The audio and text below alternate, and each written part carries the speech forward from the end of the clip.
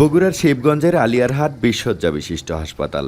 রোগীকে ওষুধ দিচ্ছেন এক পরিচ্ছন্নতা কর্মী। শুধু তাই নয়, অফিসের অন্যদের কাজও করেন তিনি একাই। এমন চিত্র মফস্বলের স্বাস্থ্যসেবার। এসব কিছু নিয়ে কথা হয় পরিচ্ছন্নতা কর্মী বেলাল হোসেনের সাথে।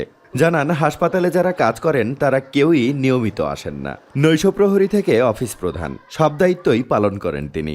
নাইট গার্ডের কাম করতেছি, ঝাড়ুদারের কাম করতেছি, ফার্মাসির কাম করতেছি, তারপরে যে পরিষ্কার পরিচ্ছন্ন করে এলার কাজ আমি সম্পূর্ণ আমি একলাই করতেছি। এর ভিতরে একটা কেউ কোনো পোকাও আসে না এর ভিতর। একই চিত্র দেখা যায় ২০ শয্যা বিশিষ্ট নন্দীগ্রাম হাসপাতালে।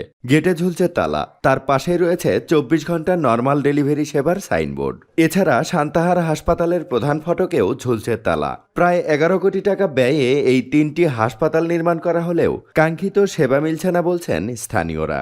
এখানে যদি ডাক্তার নার্স আসে, এলাকার লোকজন সেবা পাবে, আরো ভালোভাবে হোক, পূর্ণাঙ্গ চালু হোক, এটাই আমরা আশা করতেছি।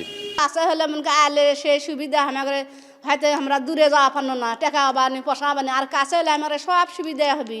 এই এলাকার লোকের সাথে এখানে যদি এই হাসপাতালটা চালু হয়, তাতে আমাদের সবার গরিব দুর্গী মানুষের সবারই উপকার হবে।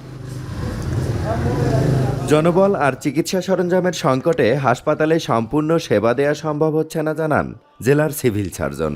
বহির্বিভাগ সেবাটা চালু রেখেছি, কিন্তু আমরা এখনো সেটা পূর্ণাঙ্গভাবে চালু করতে পারছি না, কারণ এখানে জনবল এবং যন্ত্রপাতির সংকট আছে।